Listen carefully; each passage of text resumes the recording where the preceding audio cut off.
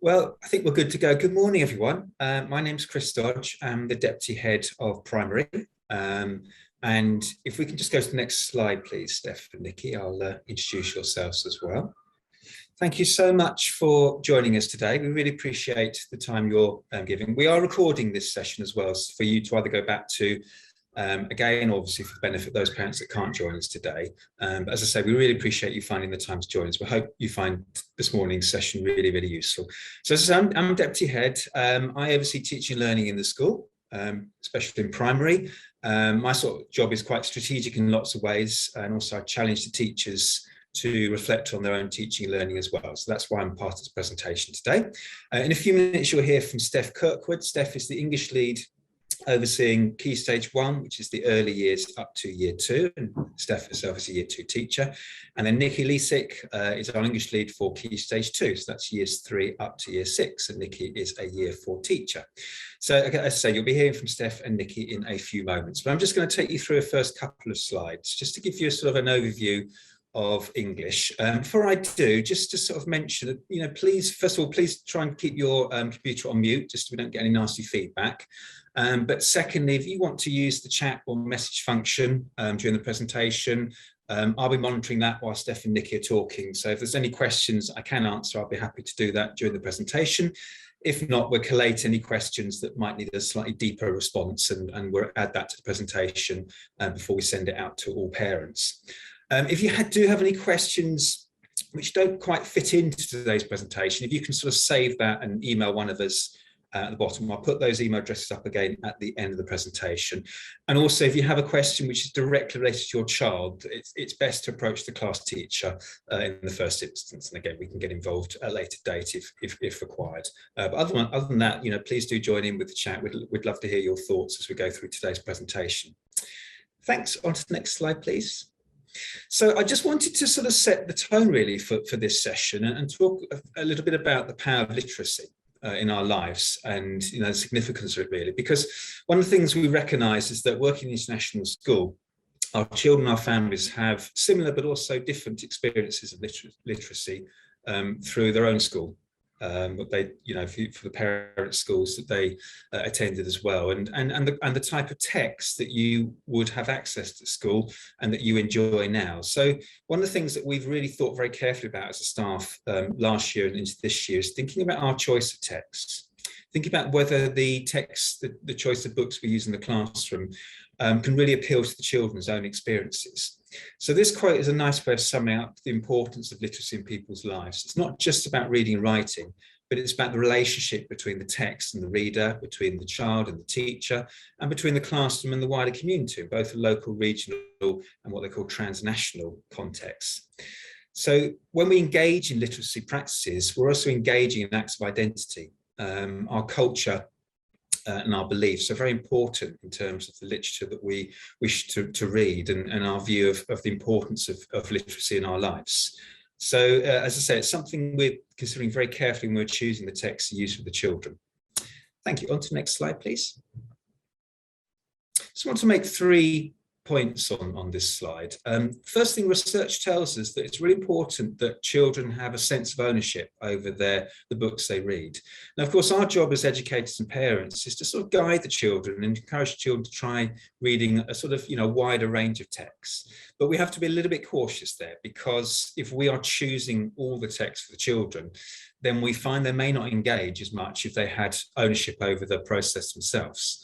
So if you think about visiting the library yourselves or visiting a bookshop, if you were met at the door by the owner of the bookshop or someone that worked in the bookshop who insisted they were going to take you to, the books that they decide are best for you to read, you're probably going to be a little bit sort of annoyed that you don't get sort of to choose the books yourself. So it's great to have recommendations, and that's how we discover new authors all the time. But at the same time, there's something lovely about being able to choose our own books according to our own personal taste. So as I said, our job as educators, alongside parents, is to sort of encourage children to read widely, but also to appreciate and value their own reading choices too.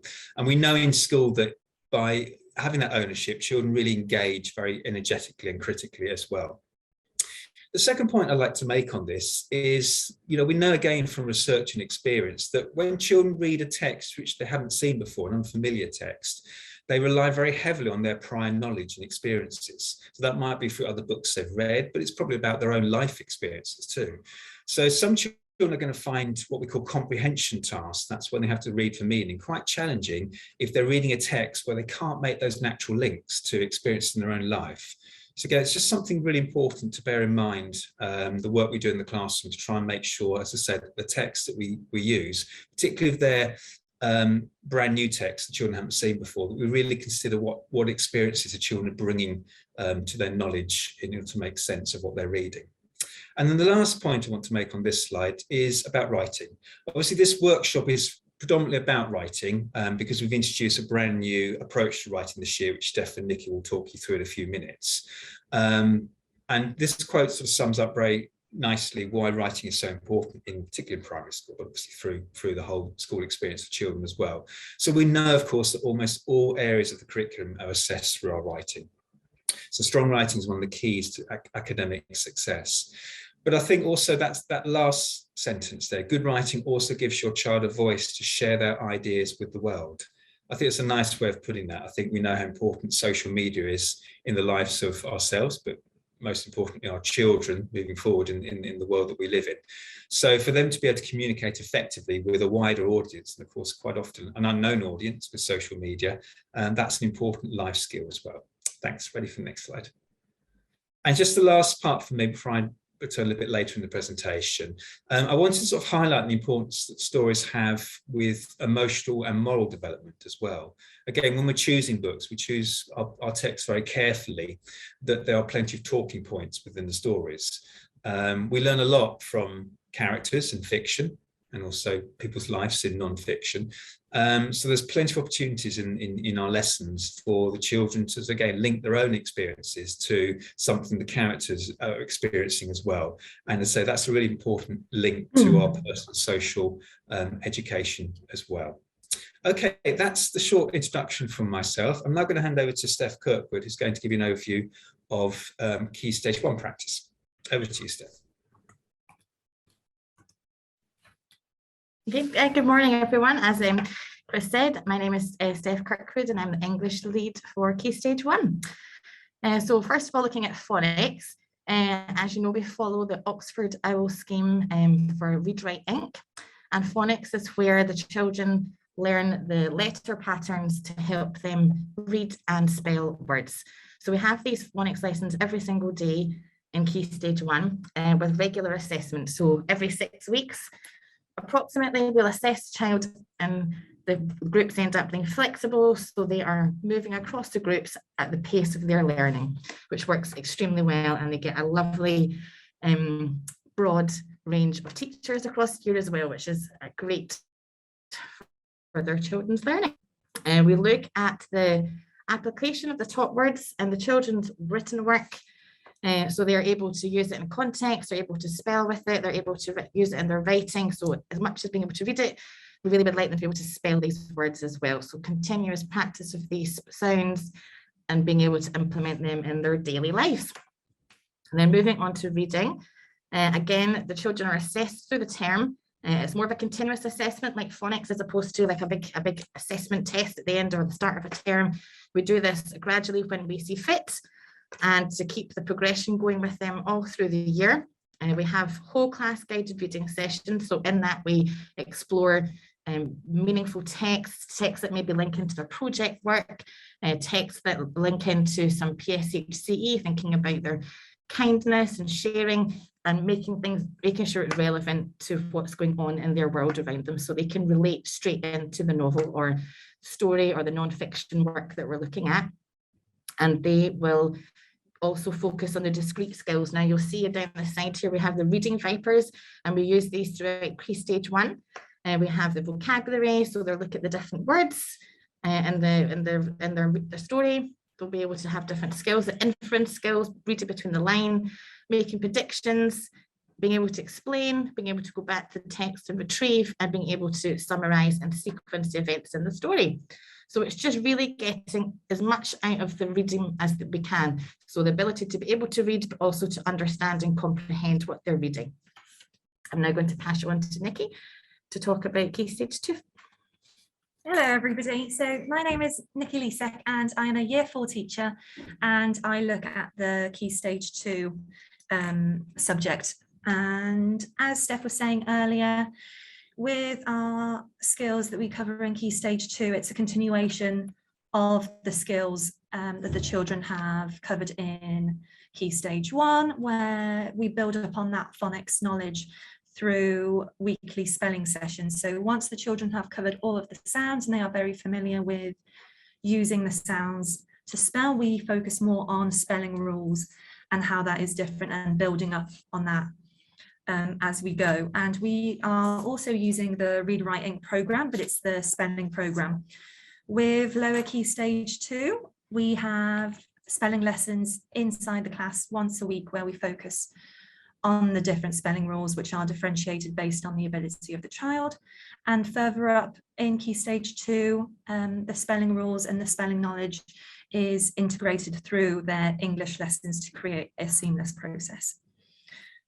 During that time, in our English lessons, in our project work lessons, we look at the application of the correct spellings in the children's work.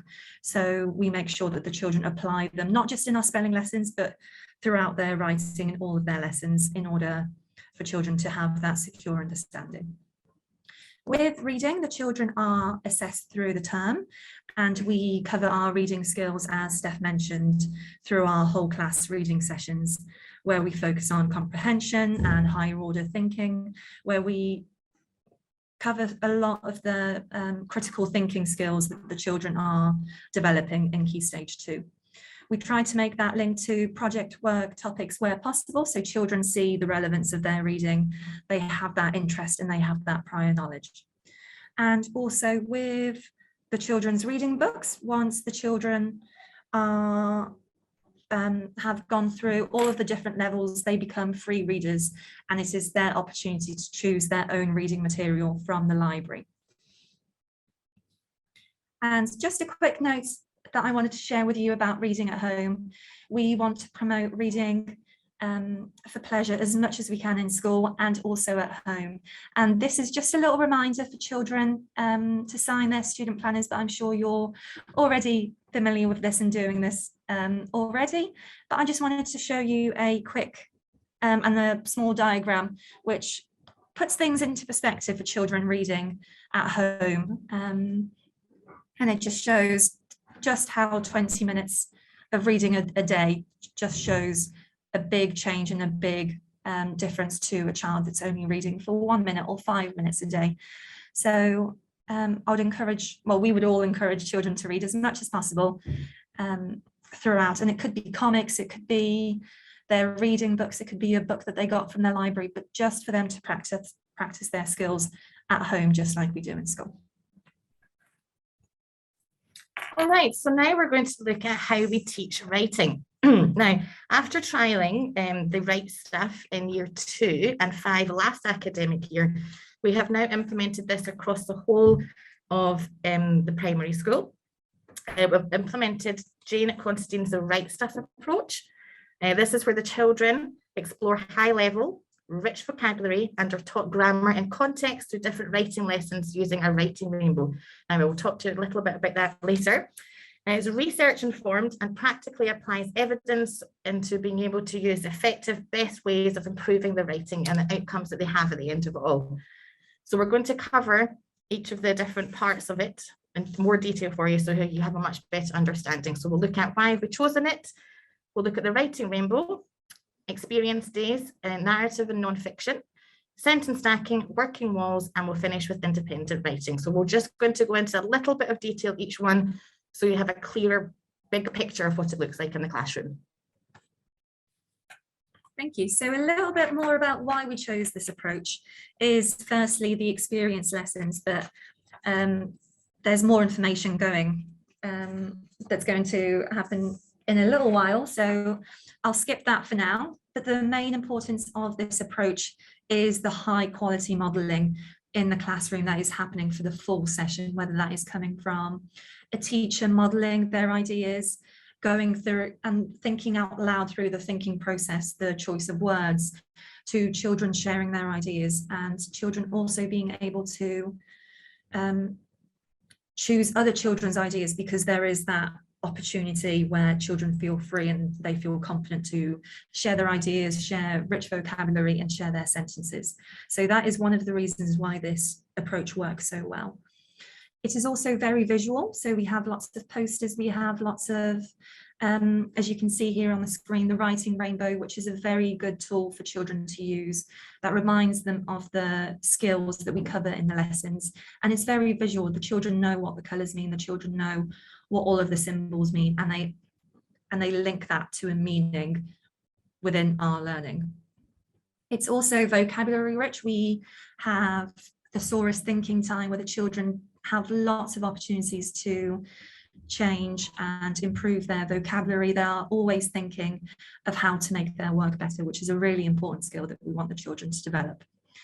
It is also broken down to small but manageable chunks of learning each lesson, where the children will follow through a lesson that has a very similar format lesson to lesson if we are sentence stacking, and the children are very aware of their expectations, how much time they have per given chunk of learning, and it seems to form that structure that the children then feel comfortable with, and it gives the children enough time to share, and it seems to work very well. We've had lots of very good feedback from the children and from the staff as well.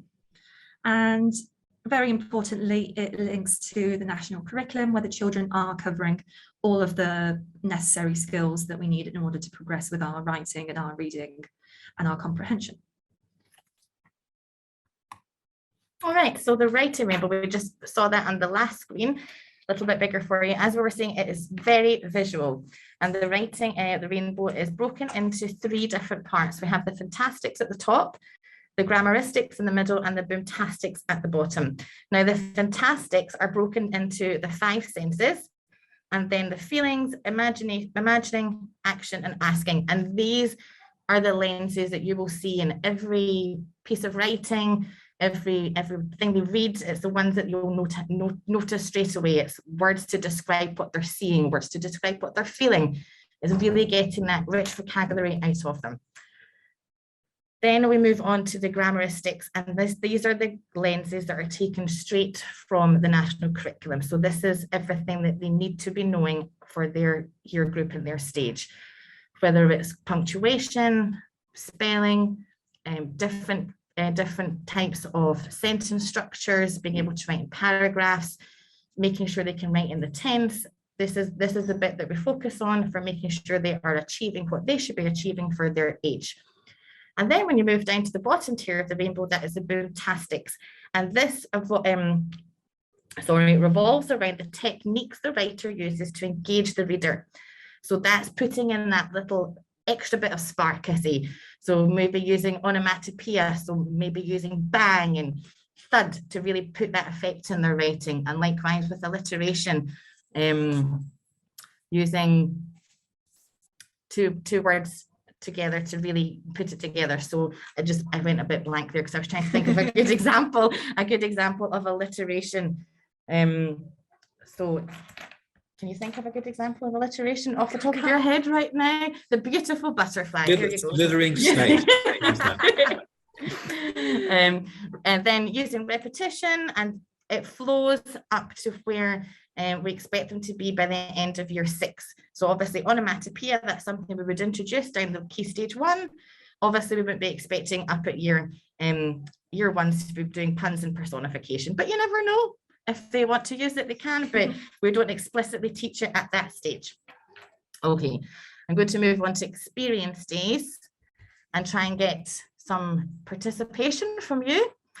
So if you could you please have a little think about the last time you were in a forest?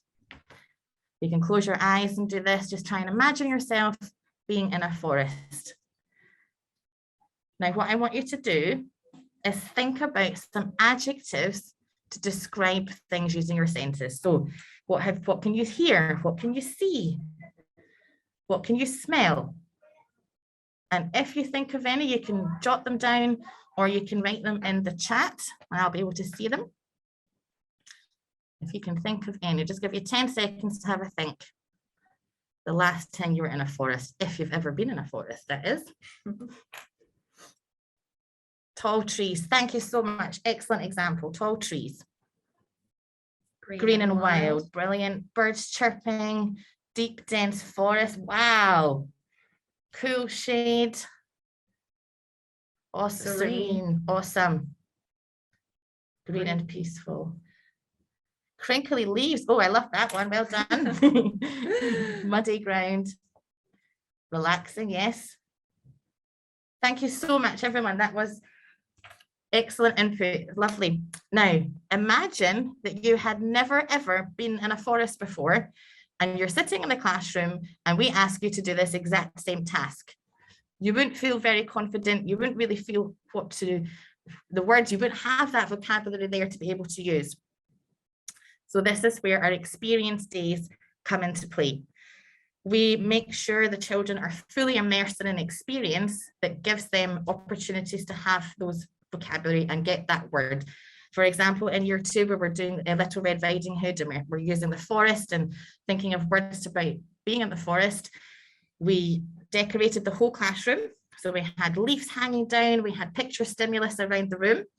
We played videos with the sounds of the forest, so the chirping, someone said the crinkly leaves and the chirping birds. We had all that in the classroom, the owls tweeting in the background, the owl, sorry, wolves howling maybe, the stream, the water stream coming through. We had all those sounds for them.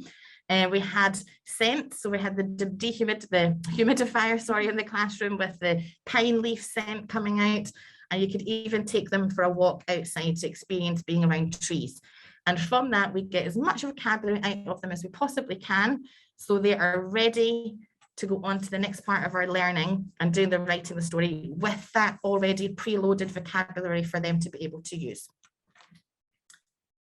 So thank you very much for your input there.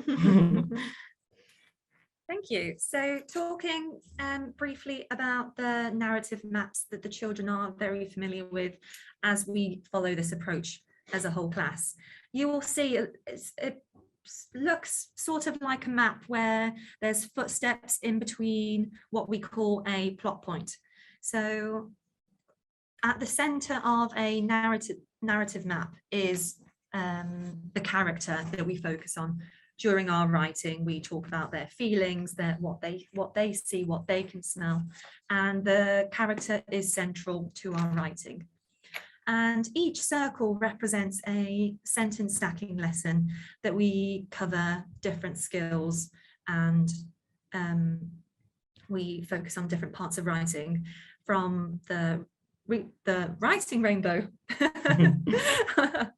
that we looked at previously. And what this represents really for the children, and what this is helping them to understand, is as we go through our writing process, it is more like a journey where we do it step by step and we look at different elements of the story at a time. We don't try to conquer the whole story and overload them with lots of different techniques. We do it one by one, where the children do see it as a consistent approach. And that can also be applied to non-fiction writing, where you can see it's a little bit different, where we see the shapes, and what children learn as we introduce the shapes to them is that each shape has meaning, and it is a different technique that links to their writing. So what really we are trying to establish through the narrative maps is for the children really to understand that writing is not an overwhelming process if we break it down one part by one part, if we chunk it down to different plot points, and that way we do the whole thing together. It's clearly modeled, and it's taking a step-by-step approach that we have enough time to work through. Thank you. Okay, so moving on to sentence stacking. So every new unit we look at, whether it's like I said before, we were doing Little Red Riding Hood, or we're doing a non-fiction piece, every unit is made up of experience days and sentence stacking days. You can see the stars on the grid here are experience lessons, and the S's are the sentence stacking lessons. Now, this is where we talked about before, where it's broken into 3 different chunks every lesson. It's short, sharp pieces of learning. On the left side of the page, you can see we will have lots of heavy vocabulary. So this is where we initiate. We give them a task, we give them something to think about, and they collect vocabulary all together. Then the next part is the modeling stage, and this is where we provide them with that excellent final stage.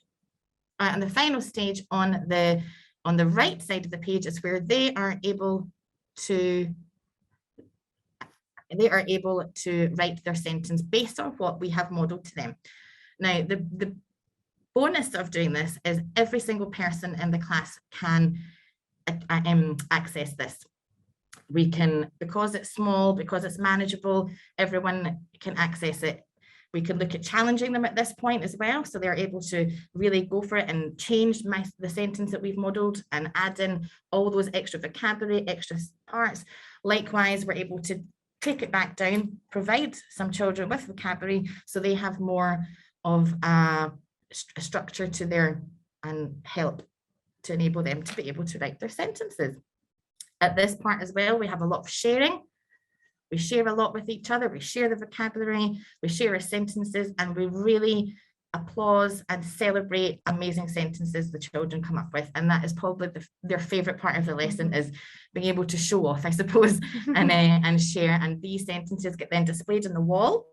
So we've got, if you've got 24 children in the class, by the end of a unit, you probably have about 24, 25 sentences up. So everyone has an amazing sentence that they have created during these lessons and the unit to share with everyone else. So again, it's highly modeled. They have an opportunity to write their own sentences, and then they are celebrated. Thank you. Speaking of celebrating the children's work and celebrating their efforts and achievements with writing an amazing sentence, we have working walls which are found in every primary classroom, and they are constantly added to every single sentence stacking lesson. And they can range from jotting children's ideas. You can see lots of arrows. It is a working wall where we add to it. It is continually progressing, and it keeps getting bigger and getting filled with children's ideas. You can see the plot points that we go through in one of the bottom pictures, and this is where we take the step-by-step approach to carrying on with the story. But what is really important, and my favorite part of the lesson and the children's favorite part of the lesson, is where we sentence stack all of their ideas. So based from the previous example of the children's work in their books, the children, by the end of the session, children have 3 sentences. What we do in the classroom is every learning chunk, a child's sentence gets chosen, and they are then put towards our whole class story, where it's a collaborative approach. The children love it. The children love sharing their sentences and seeing that their work is celebrated on the wall. They point at other children's sentences. My class are very good at praising them and saying, well done, congratulations. So there is that atmosphere of effort and success being celebrated inside the classroom. And it's also a collaborative activity where children realize that it's a combined effort, where their sentence might get chosen, and then that will then follow by another child's sentence. But different variations of the story just make it even better. And that is what we want the children to understand and celebrate. Yeah. And then all this leads beautifully into the children being able to do their own independent writing. So at the end of our experience days, and we're finished all our sentence stacking, the children have enough tools from that, all those inputs and all their sentence stacking lessons, enough tools to be able to go and write their own piece of writing. It can be directly linked to something something they've read, or we can tie it into writing an extra part of the story or writing their own report. But everything is there in their books on the wall for them to be able to go back, look at what they've written before, use some ideas, and put them into their own writing, and it's completely independent. So this is where we have the opportunity to assess what they've been able to, what they have learned from that particular unit, maybe what we need to continue to work on with them, and that will inform our next stage of planning for our next unit of what we need to keep doing with them. So again, it's a continuous assessment, just like phonics, just like reading. We keep this assessment going because at the end of every unit, so that's roughly every 4 to 6 weeks, we will see a wonderful piece of writing from the children, and they're able to go back after they've done their initial piece of writing and they've had some feedback from each other, their peers, teachers. They're able to go back and they can edit their work as well. So they can go in, they can put in some extra words. If someone said, oh, I think you could put in an extra adjective there, they'll just put a little arrow in and they'll add it in. So they're building upon that skill of being able to self-reflect and edit their own writing. Okay, so as I'm sure you're all very aware, not every child loves doing homework and not every child loves, as soon as a parent asks them to do work. By my own experience with my own child, she is one of them. It does not love being asked to do homework, does not love to be asked to do any writing. So we have put together a few tips of what you could do at home to help in that sort of situation. So the first one is modeling great reading. Now, this is your chance to get out your inner acting skills.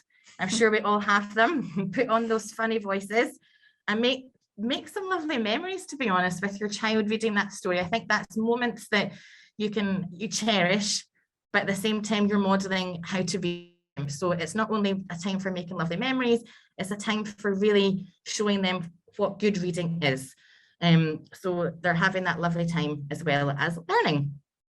And I think Nikki was talking about this, and Chris was talking about encouraging your child to read something that interests them, whether it being comic books, whether it being the Harry Potter, or down to the instructions of how to make something. It's just having that ability to pick something up and reading it and fostering that love. I think that's one of the things that we really feel as teaching staff, and when we have the children, is really wanting them to love reading, and they're not going to get that if they're being asked to read something that they find boring. So I think if they have that love of reading that really interests them, and likewise we do send books home for at home, and we do sometimes not pick the book that they love, but that's fine. They can pick another book at home that they feel that they would really love to read. As we say, just having that 10-15 minutes to 20 minutes of reading a day is invaluable. And then that moves on to talking to your child about what they've been reading. Just why do you enjoy it? What's happening here? What do you think is going to happen next? If you could change the ending, what would you change it to? Just having that conversation with them about it.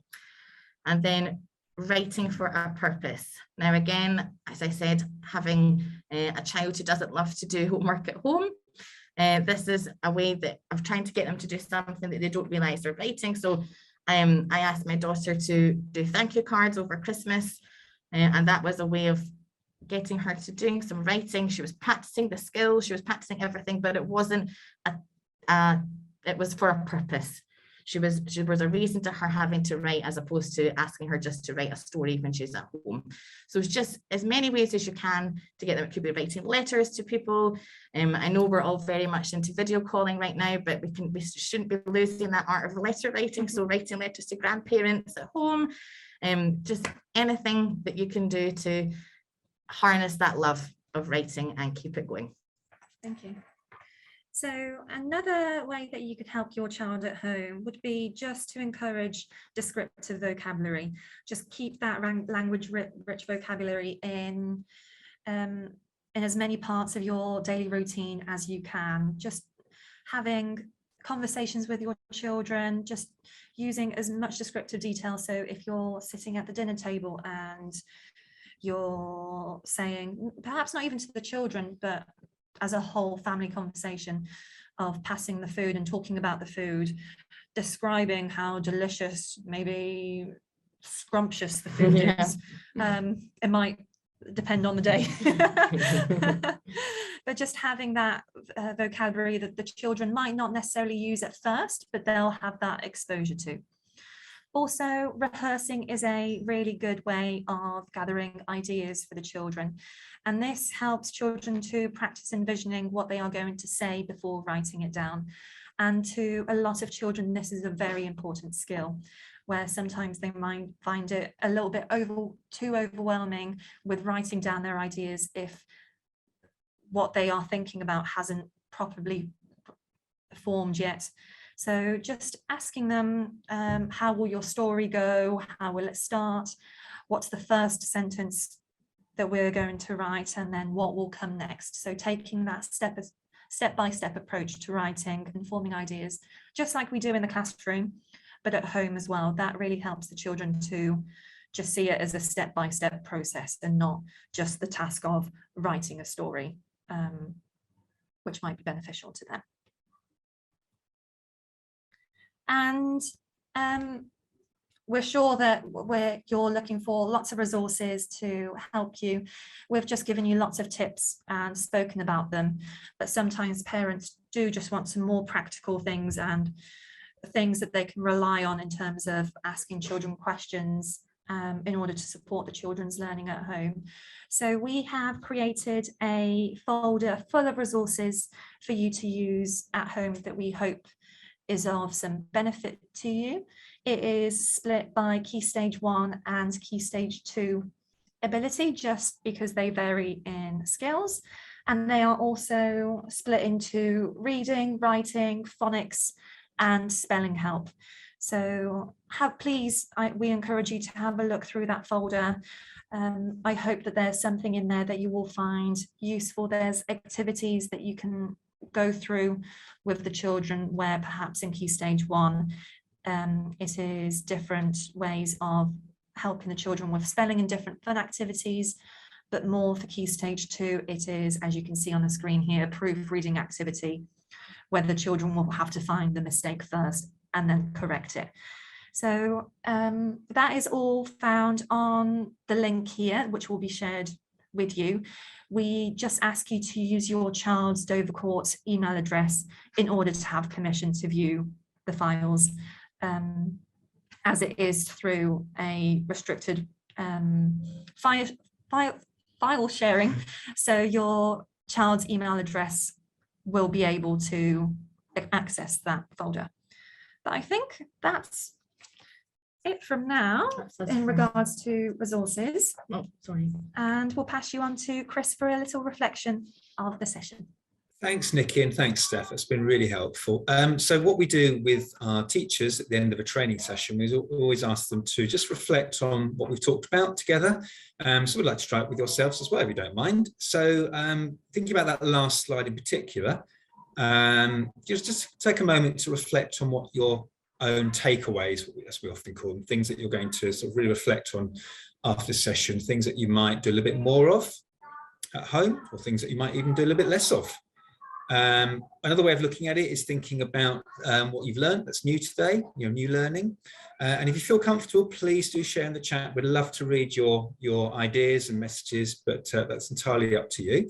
So I'm just going to pause for a second, and just to say, I know a couple of people have just put in the message chat about accessing those resources. We will investigate that just to make sure everyone has access, and I can see Nikki's just put the link into the resource area as well, so you can do it directly from there. If you've joined us during the presentation and weren't at the beginning, this session is being recorded, so you'll be able to watch it again at your own leisure, and obviously then be able to use the link live as well. So do feel free to sort of add your thoughts. We'd love to hear them. We just move to the last slide as well. Thanks, Nikki and Steph.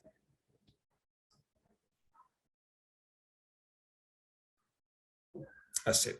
Just to sort of say, as we said at the beginning, if you do have any questions that weren't covered in the presentation, because obviously we're predominantly focused on the writing today, do drop one of us a line. As I said at the beginning, Steph oversees the work in early years up to year 2, and Nikki takes over from year 3 up to year 6. Or if you've got any other general questions about our strategic side of our English, I'm happy to answer your questions as well.